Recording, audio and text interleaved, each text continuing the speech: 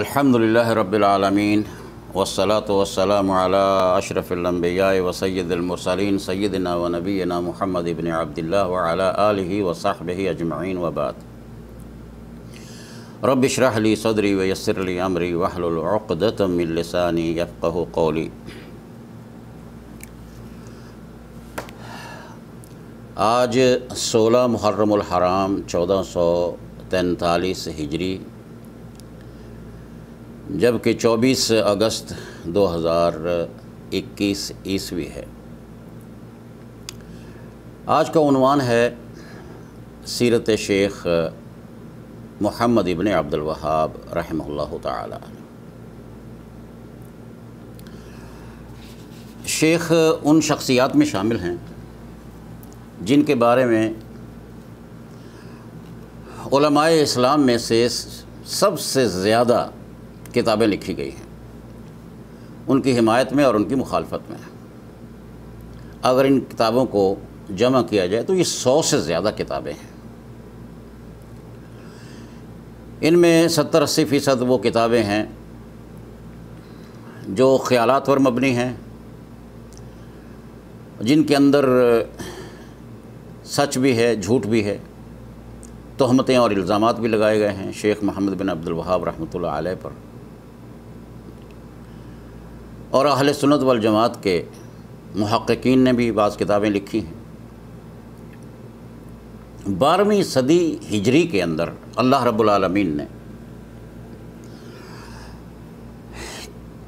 نبی کریم صلی اللہ علیہ وسلم کے فرمان کے مطابق کہ ان اللہ یبعث لہذہ الامہ علی راس کل 100 سنۃ من یجدد لہا دینہا، کہ اللہ تعالیٰ ہر 100 سال کے بعد اپنے بندوں میں سے کسی کا انتخاب کرتا ہے تاکہ وہ احیاء دین کریں۔ جو اسلام کے اندر، جو اسلام صاف ستھرا ہے، اگر اس کے اوپر کوئی شرکیات اور بدعات اور خرافات کی کوئی مٹی، کوئی دھول پڑ گئی ہے تو اس کو صاف کرنے کے لیے اللہ رب العالمین اپنے بندوں میں سے کسی کا انتخاب کرتا رہتا ہے۔ تو شیخ محمد بن عبد الوہاب رحمۃ اللہ علیہ العیینہ شہر میں پیدا ہوتے ہیں 1115 ہجری میں۔ علمی گھرانے میں پیدا ہوتے ہیں۔ ان کا پورا نام یہ ہے محمد ابن عبد الوہاب ابن سلیمان ابن علی ابن محمد ابن احمد المشرفی یا المشرفی الوہیبی التمیمی الحنبلی ثم النجدی۔ جب نجد کا نام آتا ہے تو لاکھوں کروڑوں کی تعداد میں لوگ نجد کے اندر آباد ہیں۔ جن لوگوں کو نجد کا علم بھی نہیں ہے وہ بھی ذہن کے اندر فوراً تصور کر لیتے ہیں کہ اس سے مراد محمد ابن عبد الوہاب ہے، جبکہ ان کا تعلق جو لفظ وہابیت ہے یا وہابی ہے، اس کا تعلق تو تقریباً 1000 سال پرانا ہے۔ عبد الوہاب ابن عبد الرحمن ابن رستم نے ایک تحریک چلائی تھی اور نیا دین گھڑا تھا اور قرآن پاک کو معطل کیا تھا، شرائع کو معطل کیا تھا، قرآن پاک کو بھی ختم کیا تھا، اور اس قسم کے اس کے دین کا یہ تھا کہ دین سے الگ نکل گئے تھے۔ وہ خوارج کا ایک آبادیوں کا فرقہ تھا، اس سے کوئی تعلق نہیں ہے۔ لیکن اعداء نے، جو مخالفین ہیں، انہوں نے اس لفظ کو، اس اصطلاح کو شیخ محمد ابن عبد الوہاب رحمۃ اللہ علیہ کے لیے استعمال کیا۔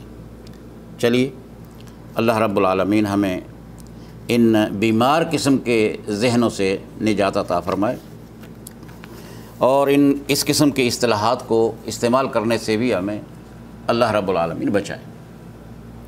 کوئی تعلق نہیں ہے۔ اہل سنت والجماعت سے ان کا تعلق ہے، فرقہ ناجیہ سے تعلق ہے، اہل الاثر ہیں، اہل الحدیث ہیں۔ لہٰذا آج ہم ان کی زندگی کے بارے میں، جو مجدد دعویٰ ہیں، دعویٰ اصلاحیہ السلفیہ، اس کے مجدد ہیں 12ویں صدی کے، ان کی زندگیوں کے چند پہلو اگر ہم بیان کرنا شروع کریں تو وقت اس کی اجازت نہیں دیتا، بلکہ پچھلی ریکارڈنگ میں کچھ تفصیل میں بات ہوئی ہے، ان باتوں کا بھی ذکر ہو گیا جو عامت الناس سے جس کا تعلق نہیں ہے۔ لہٰذا آپ حضرات کی سہولت کے لیے اس کو دوبارہ ریکارڈ کرایا جا رہا ہے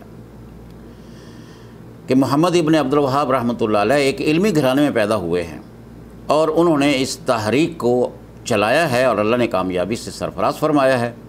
تو آپ کی زندگی کے بارے میں سمجھنے سے پہلے تھوڑا سا دینی حالات کا تذکرہ بڑا ضروری ہے جو اس صدی میں اس موقع پر عالم اسلام میں اور خاص طور پر نجد میں اور حجاز کے اندر جو مسلمانوں کی حالت تھی وہ کوئی خوش کن نہیں تھی، افسوسناک تھی۔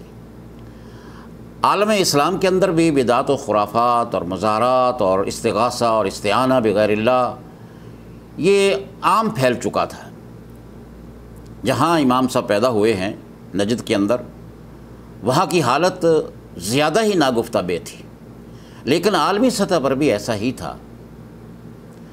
مجلس الآثار المصری نے 2009 یا 2010 کے درمیان ایک اعلان کیا تھا کہ صرف سرکاری رپورٹ دی تھی کہ صرف اور صرف مصر کے اندر 6,000 سے زیادہ مقامات ایسے ہیں جہاں پر یہ شرکیات اور بدعات کا ایک مرکز بنایا گیا ہے۔ زوایا ہیں، مزارات ہیں، اڈے بنے ہوئے ہیں۔ اسی طرح دیگر ممالک کے اندر بھی تھا، شام میں بھی تھا، عراق میں بھی تھے، ہند پاکستان میں بھی تھے۔ پاکستان تو اس وقت نہیں بنا تھا، ہندوستان میں تھے، تو گویا اس پورے علاقے کے اندر بھی یہ تھا۔ اور آئیے ذرا حجاز کا نقشہ آپ کے سامنے رکھتے ہیں کہ حجاز کے اندر حرمین میں، حجاز سے مراد حرمین شریفین کا وہ علاقہ ہے۔ ایک قبر تھی جس کو قبر ابی طالب کے نام سے یاد کیا جاتا تھا۔ اس قبر کے پاس بھی لوگ اسی طرح استغاثہ اور استعانہ کرتے تھے، مانگتے تھے، دعا کرتے تھے۔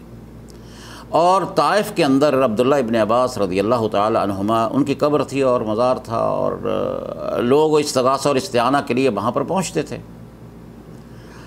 ہی اس طرح نجد کے اندر کئی ایک مقامات ایسے تھے۔ منفوحہ ہے، وہاں پر ایک درخت تھا، درخت کھجور کا، اور لوگ اس کے پاس آتے تھے۔ نوجوان لڑکیاں آتی تھیں جن کی شادی نہیں ہوئی تھی، وہ آ کر وہاں پر اپنے شادی کے لیے وہاں پر استغاثہ اور استعانہ اور دعا یعنی مانگتی تھی کہ اس کا نام، بلکہ وہ فکر بھی مشہور ہیں کہ یا فاحل الفحول ارزقنی زوجن قبل الحول، کہ سال پورا ہونے سے پہلے مجھے خاوند دے دو۔ بین اس طرح مردوں کا بھی عالم تھا اور عورتوں کا بھی حال تھا۔ یہ منفوحہ کے علاقے میں تھا۔ اور اسی طرح اوینا جہاں یہ پیدا ہوئے ہیں، دائیں بائیں درختوں کا ایک خاصا ایک جھمگاٹا تھا، مجموعہ تھا درختوں کا، اس کا بھی یہ حال تھا کہ لوگ درختوں کی پوجا کرنے پر پہنچ گئے تھے۔ یہ حالت ان کی ہو گئی تھی۔ اور حریملہ کے قریب تھوڑا آگے اس کے پیچھے اوینا اور حریملہ یہ سات بستیاں ہیں، بڑے مدینہ بھی ہے، شہر بھی ہے اور بستیاں بھی ہیں۔ جبیلہ ہے، جبیلہ کے قریب آپ کو پتہ ہے کہ یمامہ کا یہ علاقہ پرانا جو ہے نا، جس کو نجد الریاض کہا جاتا ہے آج کل، یہ نجد الیمامہ ہے۔ اور یہاں پر مسیلمہ کذاب کے ساتھ لڑائی جو ہوئی تھی اس میں وہ مارا گیا تھا، اور اس کے بعد شہداء تھے صحابہ کرام میں سے، اس میں سے زید بن خطاب رضی اللہ تعالی عنہ بھی تھے، حضرت فاروق اعظم کے بھائی۔ ان کا ایک بہت بڑا مزار تھا، بلکہ پورے جزیرہ عربیہ میں سب سے بڑا مزار ہی وہاں پر تھا۔ تو اس حالت میں شیخ پیدا ہوئے ہیں، اور جہاں درعیہ ہے جو آج جہاں ریاض ہے، یعنی درعیہ، ریاض اور اوینا، حریملہ یا حریملہ، جبیلہ، یہ وہ بستیاں ہیں جو قریب قریب ہیں، یہ شہر ہیں قریب قریب ہیں، یہ علاقے بالکل قریب تھے، ان پر مزارات تھے۔ اور درعیہ کے اندر ایک غار بھی تھی جس کو کہف الامیرہ کہا جاتا ہے۔ ایک وہاں پر تاج العامہ بھی ہے، ایک نابینا آدمی تھا، اس کو ولی کہا گیا۔ جب وہ مر گیا تو اس کا نام رکھا گیا تاج الاعمہ۔ وہاں پر لوگ نظر و نیاز دیتے تھے، جاتے تھے۔ لہٰذا ان حالات میں وہاں پر غاریں بھی تھیں، اور اسی طرح بدعات کا بازار گرم تھا۔ لہٰذا جس شخص نے ایک علمی گھرانے کے اندر تربیت پائی ہو اور بندہ بھی ذہین ہو، اور ان کا والد جو ہے عبد الوہاب وہ قاضی تھا اوینا کا، قاضی بھی تھے اور مفتی بھی تھے، لوگ ان کے پاس آیا کرتے تھے، اور محمد ابن عبد الوہاب رحمۃ اللہ علیہ ان کے پاس بیٹھتے تھے، مجلسوں میں ان کی حاضری ہوتی تھی، ان کے علمی دلائل سنتے تھے، بحث و تبحث ہوتی تھی والد کے ساتھ، وہ اس کے اندر بڑی دلچسپی لیتے تھے، ذہین تھے، دلیل کے قائل تھے، دلائل اور براہین کی طرف زیادہ جاتے تھے، دلیل مانگتے تھے، دلیل دیتے تھے، چھوٹی عمر میں والد صاحب کے ساتھ بھی مناظرہ کرتے تھے۔ لہٰذا شرعی تعلیم تو اپنے والد سے حاصل کی، ان کے والد تو بہت بڑے عالم تھے، اور ان کے دادا اس سے بھی بڑے عالم تھے، وہ بھی مفتی دیار سلیمان ابن علی جو تھے، وہ مفتی دیار نجدیہ کہلائے ہیں۔ تو علمی گھرانہ ان کا تقریباً 300 سال پر محیط ہے، علماء بنتے چلے آئے ہیں۔ تو چونکہ یہ علمی گھرانہ تھا اور وہاں پر ان کا شریعت کے علوم کا سلسلہ جاری تھا، تو 10 سال کی عمر سے پہلے انہوں نے حفظ بھی کر لیا۔ جب بالغ ہوتے ہیں تو یہ ملتا ہے کہ بلوغت کے ساتھ ہی انہوں نے شادی بھی کر دی والد صاحب نے۔ علم کی تلاش میں یہ بہت ہی انہوں نے سفر کیے ہیں، اور ان اسفار کے اندر احساء کا جو علاقہ شرقیہ میں ہے اس کا بار بار انہوں نے سفر کیا ہے۔ یہاں پر علماء تھے، محمد بن عبداللہ بن فیروز نجدی، یہ بھی وہابی ہیں، یہ خاندان سے تعلق ان کا امام محمد بن عبد الوہاب رحمۃ اللہ علیہ کے خاندان سے، وہ بھی وہابی تھے، یہ بھی وہابی ہیں، وہ بھی تمیمی تھے، یہ بھی تمیمی ہیں، اور بہت بڑے عالم تھے جن کا ذکر خود شیخ کرتے ہیں اور اس سے متاثر ہوتے ہیں۔ اور یہ بچے تھے اور تعلیم کے لیے وہاں پر بار بار آتے تھے۔ عبداللطیف جو قاضی تھے یہاں پر جج تھے، اور ان کے ساتھ بھی ان کے مناظرے ہوتے رہے احساء میں، اور بھی لوگ علماء کے ساتھ ان کے رابطے تھے۔ لیکن یہ بچہ جو ہے مشہور ہو گیا کہ یہ توحید کی بہت بات کرتا ہے اور دلائل کی طرف جاتا ہے، اس کی یہ شہرت ہو گئی۔ تو ابھی اختلافات اتنے نہیں بڑھ رہے، یہ جاتے تھے آتے رہے، یہ بار بار گئے ہیں احساء میں، جس کو عام ہسا بولتے ہیں آج کل۔ اس کے بعد ان کا جی چاہا حج کرنے کے لیے، تو یہ 20 سال کی عمر کے لگ بھگ ہے ان کی عمر، اس وقت یہ حج کے لیے گئے ہیں وہاں پر مکہ مکرمہ میں، جہاں حلقے ہوتے ہیں دروس کے، وہاں ایک عالم دین کے درس میں شامل ہوئے۔ تو چونکہ ان کا ذہن توحید باری تعالیٰ کی طرف تھا، اور اسی لیے ان کی محنت تھی، تو شیخ صاحب کو ایک عادت تھی، جو ان کے مدرس تھے، جو استاد تھے، جن کا درس ان کو بہت زیادہ پسند آیا، تو وہ جب اٹھتے تھے درس دے کر تو یہ کہتے تھے کعبۃ اللہ۔ تب کون روکے شیخ صاحب کو، جس کو اللہ تعالیٰ کی طرف سے رہنمائی مل رہی ہے؟ اور وہ کہتے ہیں کہ ایک دن وہ پہلے آ گئے، اپنے استاد سے کہنے لگے کہ مجھے کچھ حفظ میں نے کیا ہے، تو میں چاہتا ہوں کہ آپ کے سامنے وہ رکھوں گا، میں آپ کو سناؤں۔ تو استاد تو خوش ہوتا ہے جب یہ ایسی بات ہوتی ہے کہ طالب علم بڑی دلچسپی لے رہا ہے دروس کے اندر اور اس کے اندر آگے بڑھ رہا ہے، جی بڑا سنائیے۔ تو جب انہوں نے لإیلاف قریش یہ سورہ القریش پڑھنا شروع کر دی، تو جب پہنچے نا فلیعبدوا رب ھذا البیت، تو پڑھتے ہیں فلیعبدوا ھذا البیت، اس کا معنی یہ ہے کہ اس گھر کی عبادت کرو۔ اصل آیت مبارکہ کیا ہے؟ فلیعبدوا رب ھذا البیت، اس گھر کے رب کی عبادت کرو، بندگی کرو، یہی توحید ہے۔ تو استاد نے روکا کہ آپ پڑھیں فلیعبدوا رب ھذا البیت، دوبارہ پڑھیے، تو انہوں نے دوبارہ یہی پڑھا فلیعبدوا رب البیت، فلیعبدوا ھذا البیت، رب کا لفظ استعمال نہیں کیا، یہ کلمہ استعمال نہیں کیا۔ 2-3 مرتبہ جب دہرایا گیا تو استاد نے کہا کہ خدا کے بندے، تم ذہین آدمی ہو، ماشاءاللہ اچھے بچے ہو، تم کیا کر رہے ہو؟ کیوں غلط پڑھتے ہو؟ یہ تو اللہ کی بندگی کا حکم ہو رہا ہے، تم یہ بیت اللہ کی بندگی تو نہیں ہم کرتے، یہ تو شرک ہے۔ تو کہا استاد محترم میں تو آپ کی وجہ سے کرتا ہوں، میں تو آپ کی پیروی میں کر رہا ہوں، کہ میں کیا کرتا ہوں؟ کہنے لگے جب آپ اٹھتے ہیں آپ کیا کہتے ہیں؟ یا کعبۃ اللہ۔ تو استاد نے شاباش دی اور کہا میں بھی کسی کی تقلید میں سنی سنائی بات تھی، میری بھی ایک عادت بن گئی اور میں کہتا چلا آیا ہوں، اس عادت کو میں آج ہی سے چھوڑتا ہوں۔ انہوں نے اپنی عادت کو چھوڑ دیا۔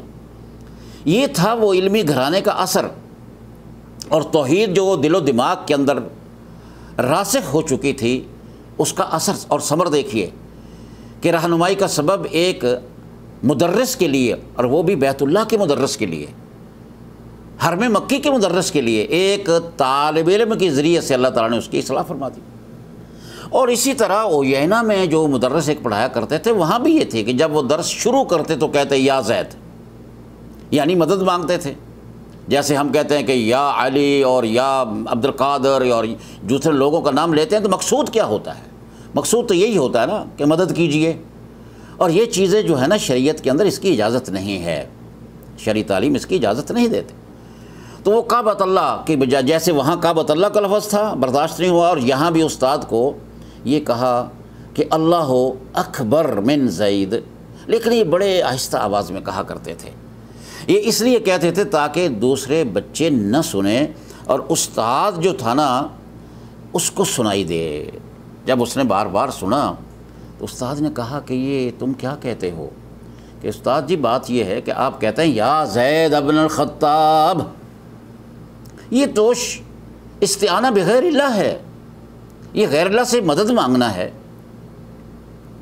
فوراً استاد کو یہ بات سمجھ آ گئی اور کہا بیٹا صبر کی تلقین کرتا ہوں، اللہ نے تجھ سے بہت بڑا کام لینا ہے۔ اور یہی الفاظ دہرائے تھے مدرس حرم مکی والے نے کہ اللہ نے آپ سے کام لینا ہے، دلائل اور براہین آپ کے پاس ہونے چاہیے، اور صبر اور تحمل کے ساتھ بالموعظۃ الحسنہ کے ساتھ آپ تبلیغ، اور صبر کے ساتھ حلم کے ساتھ آپ اپنے آپ کو اس میدان میں آگے لے جانا تاکہ اس کا اثر ہو سکے۔ اور انہوں نے بھی اس اپنی عادت کو چھوڑ دیا۔ لہٰذا شیخ وہاں سے جب آتے ہیں بیت اللہ سے تو جاتے ہیں مدینہ منورہ۔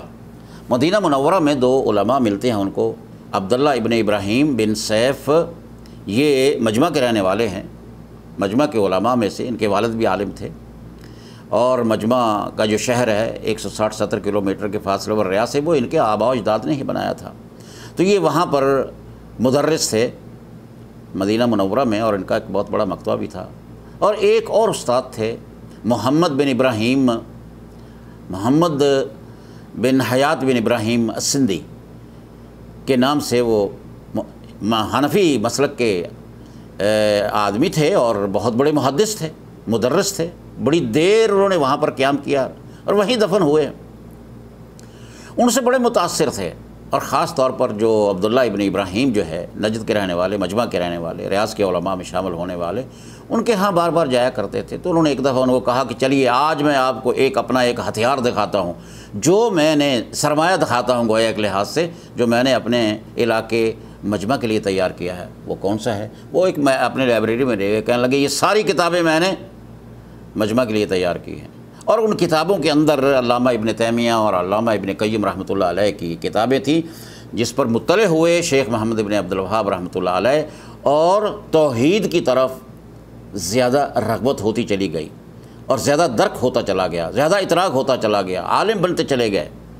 وہاں پر آپ نے تقریباً 2 سال قیام کیا ہے، اور پھر واپس آپ اجینا آ گئے۔ یہاں آنے کے بعد اپنی تبلیغ کا سلسلہ تو جاری رکھا، لیکن اس حالت میں نہیں تھا جو جہری تبلیغ نہیں تھی۔ توحید کا پرچار تھا، شرک و بدعت کا انکار تھا، مناظرے ہوتے تھے، علماء آتے تھے، ان کے والد کے پاس بھی آتے تھے۔ اسی ایام میں انہوں نے چاہا کہ میں علم کے لیے ذرا کچھ اور بھی سفر کرنا چاہتا ہوں۔ پھر اپنے علم کی ترقی کے لیے پھر وہ بصرہ پہنچتے ہیں۔ بصرہ جاتے ہیں، وہاں پر ایک محلہ ہے المجموعہ، کچھ احیاء، کچھ قبائل وہاں پر اکٹھے اس محلے میں رہتے ہیں، ان کا نام رکھا گیا مجموعہ۔ تو وہاں پر عالم دین تھے محمد المجموعی، یہ ان کے پاس پہنچتے ہیں، بہت بڑے عالم تھے، متفق گردید رائے بو علی با رائے من۔ شیخ کے جو نظریات اور خیالات تھے توحید کے بارے میں، سنت کے بارے میں، قرآن و سنت کے بارے میں، قرآن حدیث کے بارے میں بیان نہیں، وہ اس کے بھی تھے۔ انہوں نے بہت اس سے محبت اور پیار کیا۔ دونوں ہی مبتلا ہو گئے مشکلات میں، لوگوں نے ان باتوں کو پسند نہیں کیا، شکایات شروع ہو گئی۔ تو جن کا میں نے پہلے ذکر کیا، محمد بن عبداللہ بن فیروز جو ہسا کے رہنے والے تھے، ان کے رشتہ دار بھی تھے، وہ وہاں تک انہوں نے رسائی حاصل کر لی، کچھ اور لوگ بھی گئے تھے۔ تو آغا خان والی تھا بصرہ کا، جو عثمانی حکومت کی طرف سے تھا، متعین تھا، ان سے شکایت ہوئی تو انہوں نے ان کو بلا لیا، اور ساتھ ہی ایک جج کو بلا لیا جو قاضی تھے شہاب الدین وہاں بصرہ کے، ان کو بولا کہ آئیے، میں نے ایک آدمی کے بارے میں شکایات ملی ہیں، ان کے نظریے کے بارے میں، عقیدے کے بارے میں سنا ہے، وہ اللہ کو بھی گالیاں دیتا ہے، رسول کو بھی گالیاں دیتا ہے، اور ہمیں بھی کافر سمجھتا ہے، نہ جانے کیا کیا اتہامات لگائے تھے، نبی علیہ الصلوۃ والسلام کے بارے میں یہ کہتا ہے، اور صحابہ کے بارے میں بھی ان کے نظریہ، یعنی گویا کہ دین سے بندہ خارج ہے اور آپ کو بھی مسلمان نہیں سمجھتا، مرتد اور ملحد ہے اور کافر ہے، وغیرہ وغیرہ۔ تو وہ مجلس منعقد ہوئی جس میں شیخ محمد ابن عبد الوہاب شہاب الدین قاضی جج تو بصرہ کے وہ اور والی یعنی حاکم، اس مجلس میں الزامات پڑھ کے سنائے گئے۔ جج نے ان کو بتایا کہ آپ کے اوپر یہ الزامات ہیں، اپنا آپ جواب دعویٰ کہیں، اور یہ یاد رکھیے کہ اصول ہے الاصل، فقہا لکھتے ہیں کہ الاصل البراءہ، یعنی آسان ترجمہ میں یہ کر دوں کہ ہر بندہ صاف ستھرا ہے، ہر بندہ بے گناہ ہے، تا وقتے کہ اس کے اوپر جرم ثابت نہ ہو جائے۔ یہ فقہائے اسلام کا یہ ہے کہ الاصل البراءہ، اور جو دنیا کے قانون کے لوگ ہیں ان کے لیے وہ بھی یہی کہتے ہیں، ان کی بھی ایک بنیاد ہے کہ المتہم بریء حتی تثبت الادانہ او ادانت ہو، جب تک جرم ثابت نہ ہو جائے بندہ بے گناہ ہے۔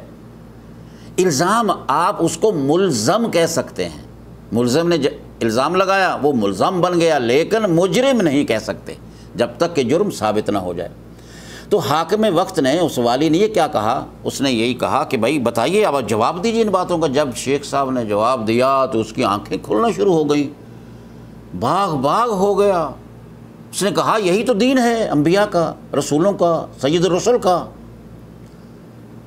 تو مشورہ یہ کیا گیا کہ بھئی آپ مجمع میں ہی صرف نہیں بلکہ ہمارے بصرہ میں جتنی بھی مساجد ہیں ان سب میں آپ کا حلقہ شروع ہوگا، آپ وہاں پر مدرس ہوں گے۔ اللہ تعالیٰ نے ترقی عطا فرمائی۔ وقت گزرا، عثمانیوں کی طرف سے آغا عبداللہ آغا کو تبدیل کر دیا گیا، نیا حکمران آ گیا، اور یہ بچہ جو تھا، یہ نوجوان جو تھا محمد مجموعی کے ساتھ، اب یہ 21 سال 22 سال کا بندہ ہو چکا تھا۔ اس وقت دشمن نے پھر ایک وار کیا اور نئے حکمران کے ساتھ بھی یہی بات کر دی، اس نے بھی وہی کام کیا، مجلس منعقد کی، عدالت لگائی، سوالات ہوئے، جوابات دیے گئے، اور محمد ابن عبد الوہاب نے کیا پڑھا؟ صرف اتنا ہی پڑھا ہے، قال اللہ و قال الرسول، قال اللہ و قال الرسول، اور یہی دین ہے۔ جیسا کہ علامہ ابن قیم رحمۃ اللہ علیہ نے فرمایا ہے، العلم قال اللہ قال رسولہ قال الصحابۃ ہم اولو العرفان، العلم قال اللہ قال رسولہ قال الصحابۃ ہم اولو العرفان، ما العلم نسبک للخلاف صفاحۃ بین النصوص و بین رائے فلانی۔ علم تو ہے، یہ ہے قال اللہ قال الرسول قال الصحابہ، بس اس سے استنباط کرتے تھے۔ شیخ کی عادت تھی، کتاب التوحید جو انہوں نے لکھی ہے، مایا ناز کتاب ہے، مارکۃ الآراء کتاب ہے کتاب التوحید، اس میں آپ کا یہی انداز ہے، قال اللہ قال الرسول، باب کے بعد کیا ہے، باب باندھا ہے ایک چیز کا، اور اس کے بعد قال اللہ قال الرسول، پھر استنباط کرتے ہیں۔ لہٰذا ان کا وہاں پر کیا ہوا، اس مجلس کے بعد بھی اللہ نے مزید ترقی سے نوازا۔ انہوں نے کہا کہ ابھی آپ صرف مسجدوں تک محدود نہیں رہیں گے، قاضی صاحب جو تھے، جو جج تھے بصرہ کے، ان کا ایک اپنا ذاتی مدرسہ تھا، اس مدرسے میں ان کے لیے حلقہ قائم کیا گیا، اور کہا کہ اب آپ یہاں درس دیا کریں گے، کس کا؟ توحید و رسالت کا، اور انکار ہوگا شرک و بدعت کا۔ اور حد والی بات یہ ہے، کامیابی جادو وہ ہے جو سر چڑھ بولے، کہ وہ جو جج تھے وہ ان کے حلقہ درس میں آ کر استفادہ کرتے تھے۔ یا سبحان اللہ، شیخ نے 5 سال کا عرصہ وہاں پر گزارا ہے، اور 5 سال کے عرصے میں تقریباً توحید کی کتاب کا آغاز کر دیا۔ بعض کہتے ہیں کہ وہاں مکمل کی ہے، وہاں لکھی ہے، لیکن یہ ہے کہ انہوں نے یہ حرملہ کے ایام کے اندر جو 10-12 سال 14 سال کا عرصہ وہاں گزارا ہے، وہاں لکھی ہے۔ علی کل حال کتاب ایک مایا ناز کتاب ہے۔ 5 سال کا عرصہ گزارنے کے بعد شیخ واپس تشریف لاتے ہیں، لیکن اب کب آئے ہیں، کہاں آئے ہیں؟ 1139 ہجری میں حرملہ آئے ہیں، کیونکہ اس سے پہلے ان کے جو جہاں یہ پیدا ہوئے تھے الویینہ میں، وہاں پر انقلاب آ چکا تھا۔ ابن معمر جو پہلا حکمران تھا وہ معزول فوت ہو گیا، اس کی جگہ پر ایک ایسا حکمران آیا جو اس کا پوتا تھا، خرفاش نام کا، اور اس کے اختلاف ہو گیا قاضی صاحب کے ساتھ، عبد الوہاب رحمہ اللہ کے ساتھ، تو وہ پھر وہاں سے چھوڑ کے حرملہ آ گئے۔ حرملہ جو ہے وہاں پر بھی آگے قاضی ہی تعینات ہوئے ہیں۔ تو شیخ صاحب اب ڈائریکٹ بجائے جو ینا جانے کے وہاں جاتے ہیں. یہ 1139 ہجری میں آتے ہیں. تا وقت کے 1153 امام صاحب کے والد عبدالوہاب رحمۃ اللہ علیہ وہ فوت ہو جاتے ہیں. اس اثناء میں شیخ نے خط و کتابت کا سلسلہ شروع کیا، نجد میں، حجاز میں اور بعض غیر ممالک میں بھی، شام میں، مصر میں، یمن میں اور دیگر علاقوں میں جہاں جہاں انہوں نے مناسب سمجھا خطوط بھیجے ہیں، خط و کتابت کا سلسلہ جاری کیا. اور یہاں بھی عمراء کو بھی، علماء کو بھی، نجد کے علماء کو بھی، حجاز کے علماء کو اور جتنے بھی تھے علماء عمراء سب کو انہوں نے خطوط لکھے اور بھیجا. انہوں نے بتایا کہ دیکھیے آپ میرے اوپر الزامات لگاتی ہیں، میں آپ کو دعویٰ دے رہا ہوں توحید کی، قرآن و سنت کی، منہج سلف و صالحین کی، جو 300 سال پہلے کا جو مذہب ہے، جو اصل منہج ہے، منہج علی خلاف یعنی ہماری جو تحریک ہے وہ علی منہاج نبوہ ہے. منہج کون سا ہے؟ اہل سنت والجماعت کا ہے، قال اللہ و قال رسول کا ہے. آپ اس کے اندر داخل ہو جائیں، آپ میری حمایت کریں، شرک و بدعات کا انکار کریں. لیکن کوئی مثبت جواب نہیں آیا. یا تو مسلط کا شکار ہو گئے تھے، یا ڈر گئے تھے، یا حسد کا شکار تھے. حسد الفتح ازلم کہتے ہیں کہ ازلم یکون مثلہ فالقوم اعداء له وخصوم. جب کہ نوجوان کی طرح نہیں بن سکے، اس جیسا کوئی ہو نہیں سکتا، نہیں ہو سکا، تو دیکھا کہ وہ ترقی کر رہا ہے، اس کے پاس دلائل ہیں، براہین ہیں، تو ان کے دشمن ہو گئے. علی کل حال شیخ صاحب بڑی آزمائشوں سے گزرے. جب ان کے والد فوت ہو جاتے ہیں اور یہاں پر انہوں نے بہت ہی کام کیا ہے. یاد رکھنا یہ خطوط بے شمار وہاں سے نکلے ہیں، جن کا میں نے پہلے بھی ذکر کیا ہے، آج بھی کر دیتا ہوں کہ وہ تقریباً 51 ہیں، ایک جلد میں اس وقت موجود ہیں اور 323 صفحات پر وہ مشتمل ہیں. وہ خطوط آج بھی ہمیں دعوت تحقیق اور تدقیق دے رہے ہیں کہ آئیے ان خطوط کو پڑھ لیجیے اور اس کے اندر کوئی چیز ہے تو بتلائیے. بلکہ میں تو یہ کہوں گا کہ اس موقع پر کہ یہ شیخ کی میں ایک عبارت پڑھ کے آپ کو سناتا ہوں. فرماتے ہیں کہ آپ میرے اوپر اتنے الزامات لگا رہے ہیں کہ میں نے خدا کو مجسم کہہ دیا ہے. یہ بھی ایک الزام ہے، اس کا ہم اگلے درس میں انشاءاللہ ذکر کریں گے. تو وہ کہتے ہیں کہ میں اللہ کی قسم اٹھا کر کہتا ہوں، انا اشہد اللہ و ملائکتہ و اشہدکم علی دین اللہ و رسولہ انی متبع لأہل العلم وما غاب عنی من الحق واخطأت فیہ فبینوا لی. اگر مجھ سے کوئی چیز باقی رہ گئی ہے، مخفی رہ گئی ہے، جو میں حق تک نہیں پہنچ سکا ہوں، تو مجھے آپ بتا دیجئے. وَأَنَا أُشْهِدُ اللَّهَ أَنِّي أَقْبَلُ عَلَى الرَّأْسِ وَالْعَيْنِ، میں اس کو دل و جان سے قبول کر لوں گا. وَالرُّجُوعُ إِلَى الْحَقِّ خَيْرٌ مِّنَ التَّمَادِ فِي الْبَاطِلِ، اور حق کو مان لینا باطل پر اڑے رہنے سے بہت بہتر ہے. لیکن کون ہے جو جب آدمی دشمنی پر آیا ہوا ہو تو کون وہ ان کی باتوں کو سنتا ہے. شیخ محمد ابن عبدالوہاب رحمۃ اللہ علیہ اپنے والد کی وفات کے بعد پھر وہاں پر پتہ چلا، ادھر بھی انقلاب آ گیا کہ یہ بندہ جو ہے عثمان ابن معمر یہ حکمران ہو جاتے ہیں عیینہ کے، جہاں یہ پیدا ہوئے تھے. یہ بہت بڑا شہر تھا، باقی بستیاں تھیں. یہ ایک مرکزی شہر کہلاتا تھا، ادبی شہر تھا، علمی شہر تھا، لوگوں کا آنا جانا تھا، تجار کا بھی آنا جانا تھا. لہذا شیخ کی خواہش تو تھی کہ واپس آئیں، اور عثمان بن معمر کی خواہش بھی یہ ہوئی کہ یہ تو وہی بچہ ہے جو یہاں سے نکلا ہے، اور شاید وہ بھی درس سنتے رہے ہوں گے جب یہ شروع میں یہاں پر رہے تھے، مجلسوں میں آتے تھے. وہ بھی حکمران بچے جو ہوتے ہیں حکمرانوں کے، وہ بھی لوگ جو ہے اپنے دین کی تعلیم کے لیے وہاں پر جہاں علمی مجالس ہوتی ہیں، ہمیں بھی جانا چاہیے، آپ لوگوں کو بھی جانا چاہیے جہاں پر علماء بیٹھتے ہیں. لہٰذا انہوں نے ان کو وہاں پر بلا لیا. اگرچہ بڑے اختلافات تھے وہاں پر حرملہ میں اور تکلیفات بہت زیادہ تھیں. شیخ صاحب جب یہاں آتے ہیں تو ان کو قاضی مقرر کر دیا گیا اور ان کے دروس شروع ہو گئے.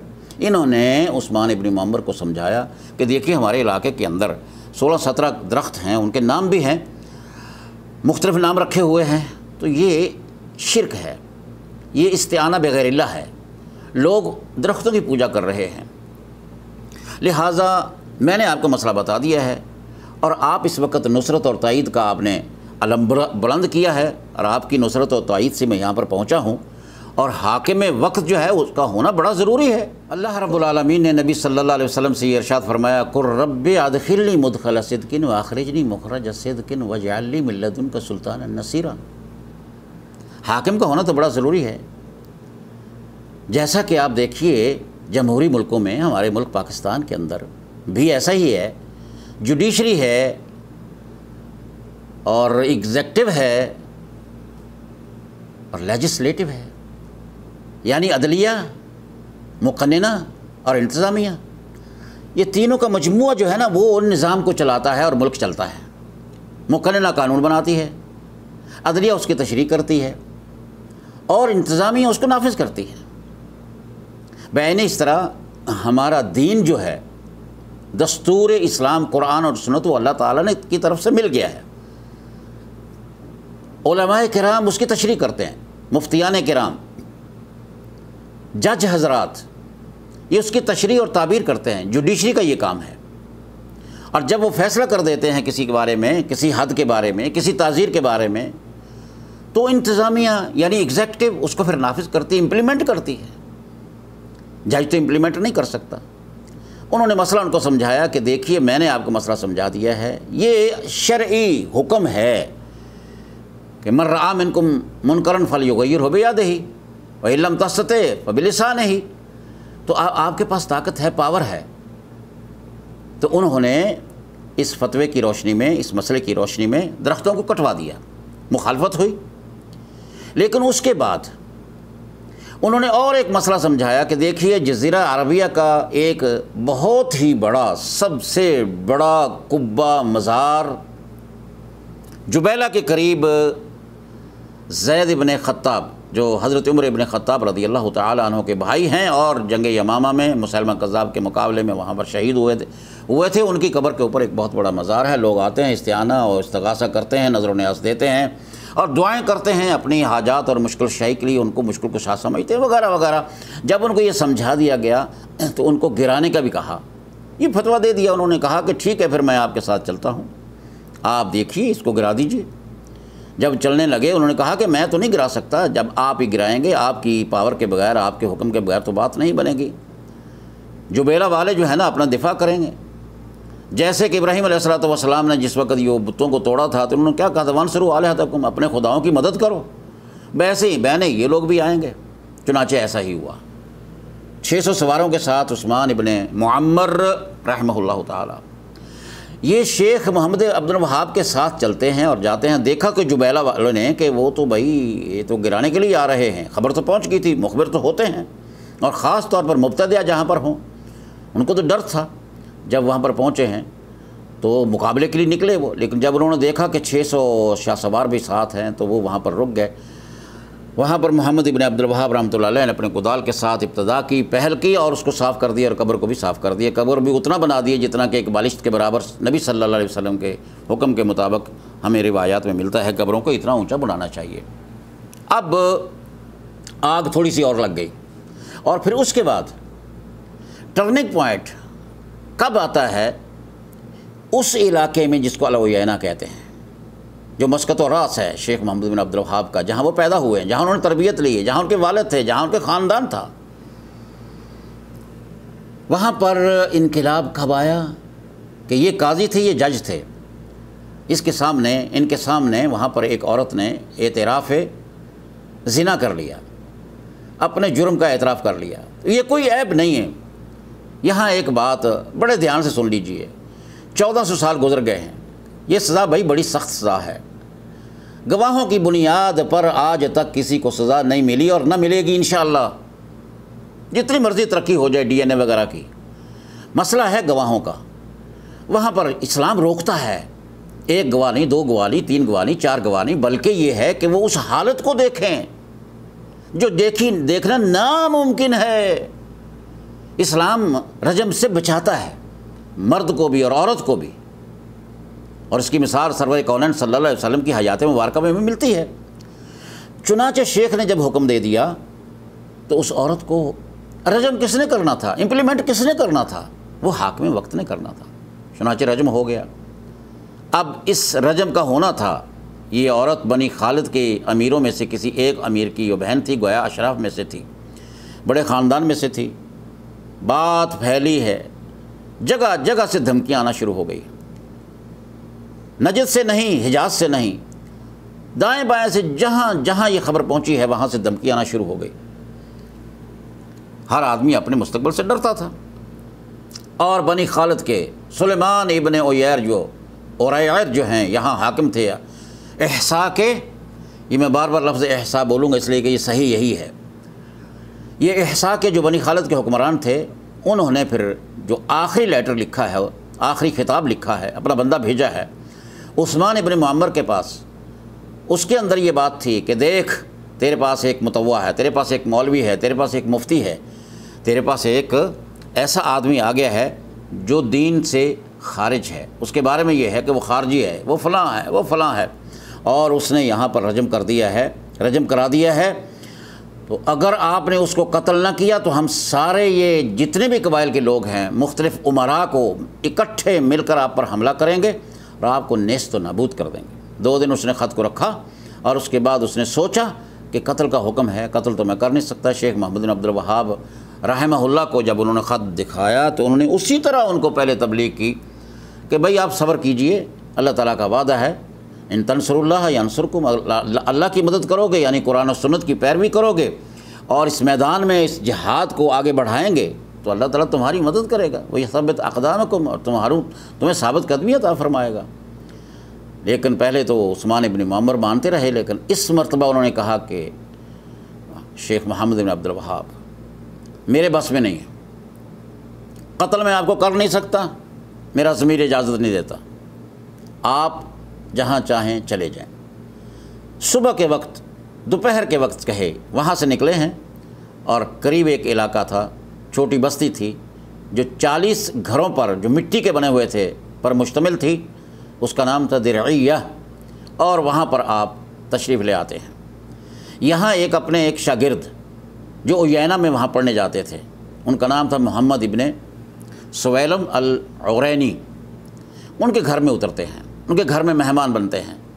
شاگرد نے دیکھا اور ان کو پتہ تھا دھمکیاں آ رہی ہیں، باتیں پھیل گئی تھیں، تو وہ بہت ڈرے، بہت بوجھ محسوس ہوا ان کو کہ شیخ کا میرے گھر میں آنا بڑا مشکل ہے، میرے لیے جان کا خطرہ ہو جائے گا، مشکل میں پڑ جاؤں گا۔ اور ساتھ ہی ساتھ اس سے پہلے عیینہ میں جو یہاں کا جو حاکم تھا، یہاں کا جو سردار تھا، محمد ابن سعود ابن محمد ابن مگرن، اس کے 2 بھائی، ان میں سے بھی کبھی کبھی عیینہ جاتے تھے، اس کے درس میں بیٹھتے تھے، وہ بھی اس سے متاثر تھے۔ بلکہ ان کا ایک بیٹا جو بعد میں دوسرا حکمران بنا، جب یہ حکمرانی اللہ تعالیٰ نے عطا فرمائی، عبدالعزیز ابن محمد ابن سعود ابن محمد ابن مگرن، یہ بھی ان کے شاگردوں میں سے تھی۔ بات ان کے گھر تک پہنچ گئی ہے، اور ان کی اہلیہ مودی بنت وہتان رحمہ اللہ تعالی، اس نے اپنے خاوند کو قائل کیا اور کہا کہ اللہ تعالیٰ کی یہ نعمت آپ کے گھر میں آئی ہے اور آپ اس کو سنبھال لیجئے۔ پوچھا کون سی ہے؟ کہا کہ ایک بندہ، ایک عالم دین تیری اس بستی میں آ بیٹھا ہے، وہ قال اللہ و قال الرسول کہتا ہے، آپ اس کو سنبھالیے، اللہ کی نعمت کو اللہ تعالیٰ آپ کو بہت ہی ترقی عطا فرمائے گا۔ اس انداز سے آپ کو پتہ ہے کہ عورت کی آواز تو بہت اثر انداز ہوتی ہے، اثر رکھتی ہے، اور خاص طور پر اگر نیک نیتی کے ساتھ، اور وہ بڑی نیک عورت تھی جس نے آل سعود کی دنیا اور ان کی کایا پلٹ کے رکھ دی، بہت بڑی محسنہ ہے، جزاہ اللہ خیر، اسکنہ اللہ فی الفردوس الاعلیٰ۔ تو محمد بن عبد الوہاب کے پاس محمد ابن سعود جو حاکم وقت تھے، اس وقت درعیہ کے، وہ وہاں آتے ہیں، ان کو بشارت دیتے ہیں اور ان کو تسلی دیتے ہیں کہ آپ کا آنا مبارک ہو، آپ اللہ کے دین کا پرچار کرنے والے ہیں، ہماری نصرت و تائید آپ کے ساتھ ہے، ہمارا جینا مرنا آپ کے ساتھ ہوگا، آپ ہمارے ساتھ یہ وعدہ کریں کہ آپ کا جینا مرنا بھی ہمارے ساتھ ہو۔ شیخ محمد بن عبد الوہاب رحمۃ اللہ علیہ نے بھی وعدہ کیا، بیعت مبارکہ ہو گئی بین امامین الکریمین، ایک امام محمد بن عبد الوہاب اور ایک امام محمد بن سعود رحمہم اللہ تعالی۔ دین کون بتائیں گے، تشریح کون کریں گے؟ محمد بن عبد الوہاب۔ اور اس سلسلے میں جو نتائج برآمد ہوں گے، جو فتاوی ہوں گے، جو فیصلے ہوں گے، ان کو امپلیمنٹ کون کریں گے؟ محمد ابن سعود ابن محمد ابن مگرن رحمہم اللہ تعالی جمیعاً۔ اللہ رب العالمین نے موقع عطا فرمایا، یہ سلسلہ چل پڑا، اور سب سے پہلا کام وہی خط و خطابت کا کیا ہے محمد ابن عبد الوہاب رحمۃ اللہ علیہ نے۔ اور قریب والے جو آدمی تھے، مثلاً ریاض کا جو گورنر تھا، جو حاکم تھا، گورنر نہیں بلکہ جو حاکم تھا، جو والی تھا، اور اس طرح حریملہ والے ہیں، انیزہ ہے اور قسیم ہے، بریدہ ہے، شمر ہے، حائل ہے، حجاز میں، حجاز کے رہنے والے لوگ ہیں، ان کے علماء ہیں، ان کے عمراء کو پھر دوبارہ خط لکھنے شروع کر دیے انہوں نے، اور انہوں نے کہا کہ میرے اوپر جو الزامات ہیں وہ بے بنیاد ہیں، میں وعدہ کرتا ہوں آپ سے، آپ مجھے بتا دیں میری غلطی، میں اس کا اعتراف کروں گا اور اس سے رجوع کر لوں گا علی الراس والعین۔ لیکن کوئی مثبت جواب نہ آیا، بلکہ جو قریب آتے تھے بات مانتے تھے، اس کے بعد غداری کر لیتے تھے۔ ان میں سے ریاض کا جو والی تھا، ہاں اس کا نام تھا دہام، وہ شخص آج ساتھ ملتا ہے، کل انکار کر دیتا ہے، غدر کرتا رہا ہے محمد بن سعود کے ساتھ بھی اور محمد ابن عبد الوہاب کے ساتھ بھی۔ چنانچہ اس کے ساتھ دہام کے ساتھ، ابن دہام کے ساتھ پھر جب لڑائیاں ہوتی چلی گئیں، یہ سلسلہ بڑی دیر تک جاری رہا ہے، مخالفت بڑھتی چلی گئی۔ امام محمد ابن عبد الوہاب رحمۃ اللہ علیہ نے اپنی خدمات دینی لحاظ سے اور جہاں بھی جانا پڑا جہاد میں، وہاں بھی انہوں نے حصہ لیا، جیسے ریاض کے ساتھ جو لڑائی ہوتی رہی اس میں حصہ لیتے رہے ہیں، براہ راست حصہ لیا ہے۔ آخر وقت پہنچا ہے 1206 کا، 1206 ہجری میں امام محمد ابن عبد الوہاب رحمۃ اللہ علیہ مجدد دعویٰ اصلاحیہ سلفیہ فوت ہو جاتے ہیں۔ 91 برس ان کی عمر تھی۔ اللہ رب العالمین نے ان کو بیٹے عطا فرمائے تھے، 6 بیٹے تھے، علی، حسن، حسین، عبداللہ، ابراہیم، عبدالعزیز۔ ابراہیم عبدالعزیز دونوں فوت ہو گئے تھے، ان کی زندگی میں 4 باقی رہے، پھر ان کے پوتے اور ان کے آگے بیٹے اور پوتے، اور وہ علماء پہ چلتے رہے، آج بھی ہیں ماشاءاللہ۔ آل شیخ تشریح کرتے ہیں، قرآن و سنت کی تعبیر کرتے ہیں، وضاحت کرتے ہیں، اور ان کے احکام پر عمل کرنے والے آل سعود ہیں۔ اللہ دونوں خاندانوں کو جو اللہ کے پاس چلے گئے ان کو رحمت ان پہ اوپر برسائے، رحمت کی بارش برسائے، جنت الفردوس میں تمام کو جگہ عطا فرمائے، اور جو باقی ہیں وہ بقیت و سلف ہیں گویا، اللہ ان کو دین کی خدمت کے لیے لمبی زندگی اور ترقی عطا فرمائے اور توفیق بھی عطا فرمائے، اور ان کی محنت اور ان کی کاوش کو اللہ تعالیٰ قبولیت سے سرفراز فرمائے۔ شیخ محمد بن عبد الوہاب رحمۃ اللہ علیہ فوت ہو جاتے ہیں، 50 سالہ یہ دور ہے ان کا، بلکہ یہ آپ سمجھیے کہ یہ تقریباً 80 سالہ دور ہے۔ 10 سال کے بعد تو حافظ ہوگا، اس کے بعد انہوں نے یہ جہاد شروع کر دیا تھا، تبلیغ شروع کر دی تھی، دعوت دینا شروع کر دی تھی۔ لیکن ان کا جو عملی جہاد ہے، آپ کو پتہ ہے کہ پہلے من رعا منکم منکرا فلیغیرہ بیدہ وان لم تستطع فبلسانہ، قلم سے تو وہ کرتے تھے، خط و کتابہ سے کرتے رہے، پھر اللہ تعالیٰ نے ایک موقع دے دیا، اور پھر انہوں نے جہاد کو اور ان کو تبلیغ کو پھر زور بازو سے بھی۔ آپ کو پتہ ہے کچھ لوگوں کے لیے قرآن و حدیث کی دلائل کافی ہوتے ہیں، اور کچھ لوگ ایسے ہوتے ہیں کہ ان دلائل کا رد کرتے ہیں غلط انداز سے، جھوٹے انداز سے، اور جو ماننے والے ہیں ان پر اوپر زیادتی کرتے ہیں، پھر ان کے لیے تو بھائی تلوار کی ضرورت ہوتی ہے۔ القرآن یہدی، الکتاب یہدی والسیف ینصر، اس کا ہونا ضروری ہے۔ جیسے میں نے پہلے عرض کیا، قرآن کے الفاظ ہیں وَاجْعَلْ لِي مِن لَّدُنْكَ سُلْطَانًا نَصِيرًا، اور قرآن پاک میں اللہ رب العالمین نے وعدہ کیا ہے وعد اللہ الذین آمنوا منکم وعملوا الصالحات لیستخلفنہم فی الارض کما استخلف الذین من قبلہم وليمکنن لهم دینہم الذی ارتضی لهم وليبدلنہم من بعد خوفہم امنا یعبدوننی لا یشرکون بی شیئا ومن کفر بعد ذلک فاولئک هم الفاسقون۔ مختصر ترجمہ یہ ہے کہ اللہ تعالیٰ نے فرمایا کہ مومنوں کے ساتھ، تم میں سے جو مومن ہیں، جو ایمان لائے ہیں، عمل صالح کرتے ہیں، دعوت تبلیغ کرتے ہیں قرآن و سنت کی، شرک کا رد کرتے ہیں، بدعات و خرافات کا رد کرتے ہیں، ان کے لیے وعدہ ہے کہ ان کو اللہ زمین کی سلطنت یعنی حکمرانی عطا فرمائے گا، اور فرمایا پھر تمہارے لیے وہ دین جس کو وہ تمہارے لیے پسند کرتا ہے، کون؟ اللہ رب العالمین۔ وہ کون سا دین ہے؟ وہ دین اسلام ہے، اس کو اللہ تعالیٰ آپ کے لیے مزید پختگی کے ساتھ آپ کو عطا فرما دے گا، اور خوف کو امن میں تبدیل کر دے گا، اور یہ اللہ رب العالمین نے پھر عطا فرمایا ہے۔ شیخ تو اللہ کے پاس چلے گئے، آل سعود نے پھر جہاد کیا ہے۔ پھر یہ یاد رکھیں دوستو کہ اللہ نے وہ احسان فرمایا حکومت رشیدہ پر جو 76 سالہ ان کا دور ہے، 1157 ہجری سے شروع ہوتا ہے اور 1233 پر ختم ہوتا ہے۔ یہ 76 سالہ دور ہے جس میں محمد ابن سعود ابن محمد ابن مگرن اور دوسرے حاکم تھے عبدالعزیز ابن محمد ابن سعود، جن کو 1218 ہجری میں درعیہ میں نماز پڑھتے ہوئے عصر کی نماز میں ایک رافضی نے خنجر مارا تو وہ شہید ہو گئے، اللہ تعالیٰ ان کو غریق رحمت فرمائے۔ اور اس کے بعد تیسرے حکمران تھے سعود ابن عبدالعزیز، یہ 1218 کے بعد 1220 تک تقریباً حرمین میں حجاز میں پہنچ گئے ہیں، اور حجاز میں جب گئے ہیں تو ان کو یوں سمجھایا کہ آج 58 برس کے بعد ہمیں اب حج کا موقع ملا ہے، کیونکہ شیخ کی زندگی میں جب انہوں نے خطاب لکھا تھا، لیٹر لکھے تھے خط و کتابت کے سلسلے میں حاکم حجاز کو، یعنی والی جو تھے وہاں کے اشراف میں سے تھے، تو انہوں نے جواب میں علماء حرمین سے ایک فتویٰ جاری کرا دیا تھا، یہ بدعتی ہے، یہ مرتد ہیں، کفر کا تکفیر کا فتویٰ ان کے لیے جاری کرایا کہ یہ اس قابل نہیں ہے، اور اہل حجاز کے لیے حج کو منع کر دیا گیا تھا 1162 میں، اور 1218 میں جا کر پھر دوبارہ سعود ابن عبداللہ، یہ تیسرے حکمران تھے، اور ان کے بیٹے جو عبداللہ ابن سعود ہیں، عبداللہ ابن سعود ابن عبدالعزیز، وہ جنہوں نے سرنڈر کیا تھا عثمانی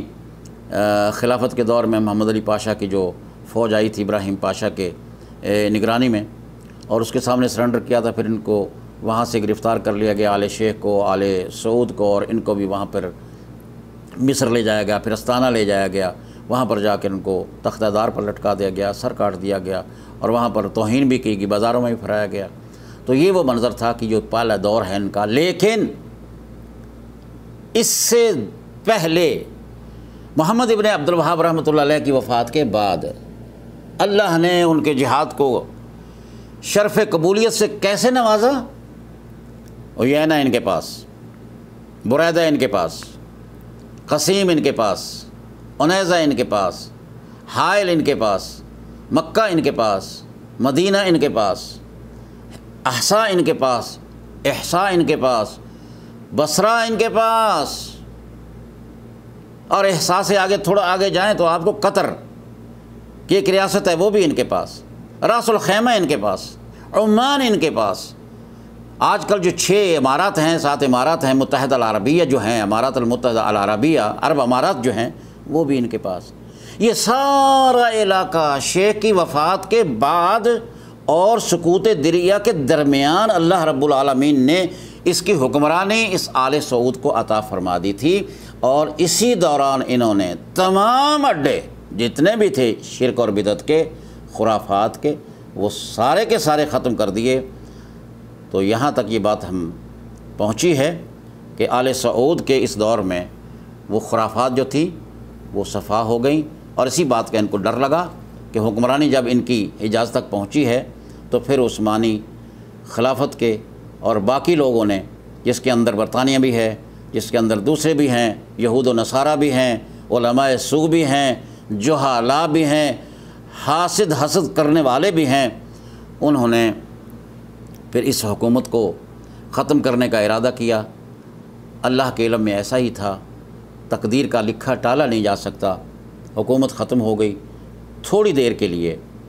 1233 میں یہ حکومت ختم ہوتی ہے، جس کو اللہ تعالیٰ نے بڑی مہربانی کے ساتھ، بڑی قوت کے ساتھ اللہ نے نوازا تھا، اور انہوں نے توحید کی بڑی خدمت کی اور شرک کا انکار کیا، اور تمام جو مزارات اور جو شرک اور بدعت کے جو اڈے بن چکے تھے ان کو خاتمہ کیا۔ 7 سال کے بعد پھر دوبارہ اللہ تعالیٰ نے اسی خاندان کو اسی درعیہ کے علاقے کے اندر پھر حکمرانی سے نواز دیا۔ اس کا تذکرہ انشاءاللہ بعد میں ہوگا۔ ھذا واللہ عالم بالصواب، وآخر دعوانا ان الحمد للہ رب العالمین۔